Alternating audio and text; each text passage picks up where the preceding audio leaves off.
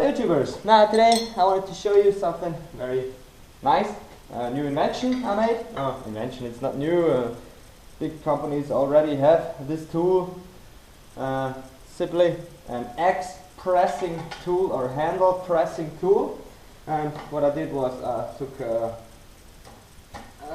jack, a car jack, simple hydraulic jack, and 5 tons. It's absolutely enough, it's perfect for pressing handles.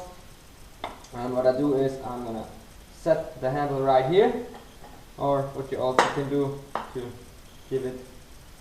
do not destroy the handle or not get any harm to the handle, you can take a piece of wood here also. And then the X head,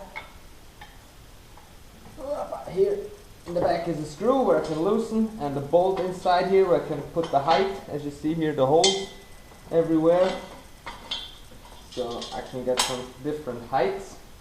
And now the very easy part about it, I need to press the handle about 2 to maximum 3 times.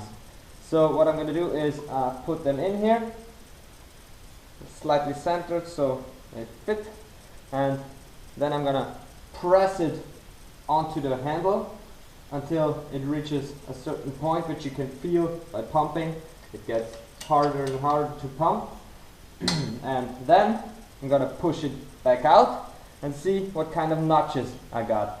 And at the 2nd or 3rd time I'm completely up to the cut which I make to split the handle up to get the wedge in. And then you can press it completely together and then get the wedge in and you're finished. So it's way easier than to always hit with a hammer in the backside here.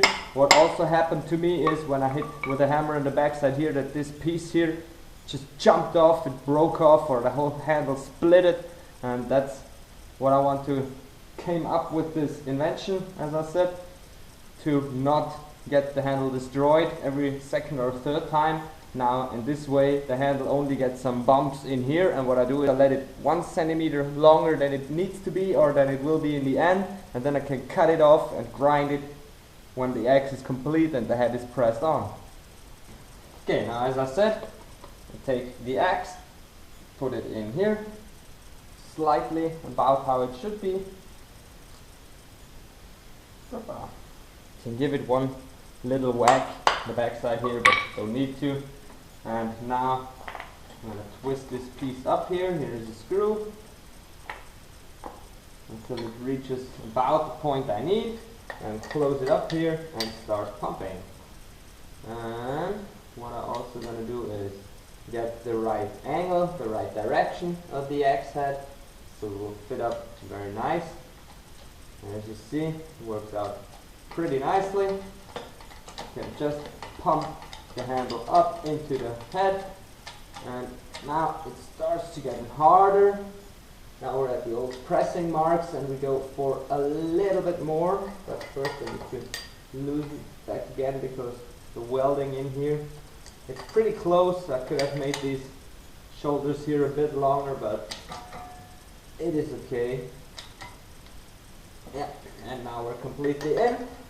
Just loosen up again. And that's it. Your handle is pressed completely up the way you want it, perfectly straight, exactly in line with the handle. That's what we want. And now the funny part, I can take this piece, this shoulder piece, which is here that the wood can stick out.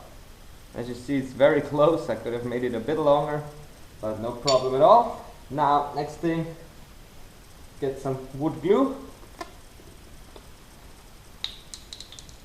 into the slot here and onto the wedge.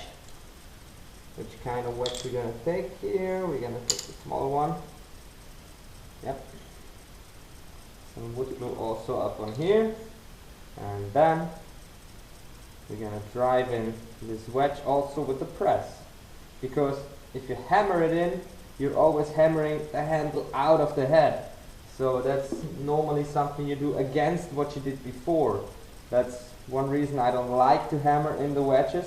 And earlier times I hammered them in also, but I always took a board on the underside which gave me a piece of where I can put against and on the floor so the handle doesn't get destroyed, and you can give it a nice whack.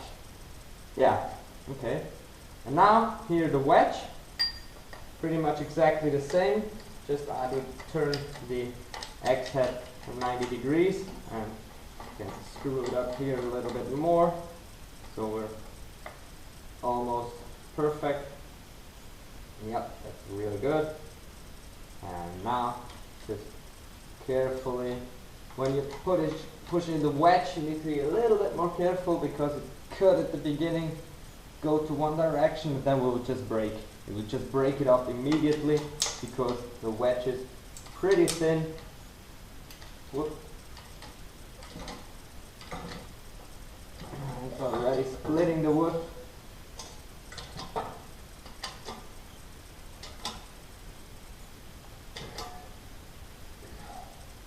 Now we have 5 tons up on this piece. I have to say, it really bends the pipe. This is a square pipe with 5mm wall thickness, 50 by 50 times 5. So it's a pretty sturdy piece of pipe. And the rest I made from 10mm steel rods or steel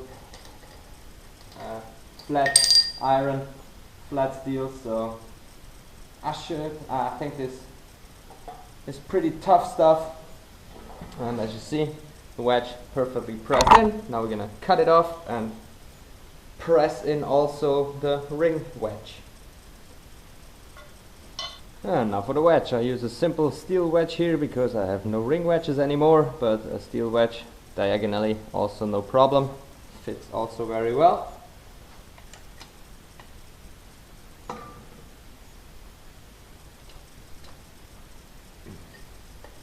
Okay.